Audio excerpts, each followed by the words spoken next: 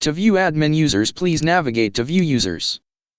To add a user, please click on Add Users tab under View Users on the left panel. In Add User form, please add the information requested. Please click on the blue plus icon to generate the password. User group is where you can select the role for the user. I will explain this in more detail. Our application utilizes a role-based permission system to ensure data security and access control. Here's a breakdown of key functionalities for each user role. Administrators possess the highest level of access, including managing user roles, adding new users, and managing all aspects of clients: add, edit, delete, disable. Additionally, administrators can manage programs, serials, licenses, including blacklisting, and customize the website theme.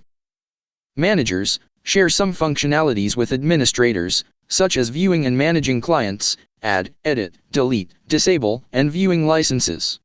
However, managers lack access to user role management, program and serial management, license blacklisting, and website theme customization. Once you choose the appropriate user group, please click on Add User. The page will then navigate to View Users. In View Users panel, you can also see the Delete button or Edit button. To edit a user, please click Edit button. On the Edit User page, you can change the details as needed. After completing all required changes, you can email it to the user by clicking Email User Login Information button. You must save the changes by clicking on the Save button. A successful message should appear once is all done.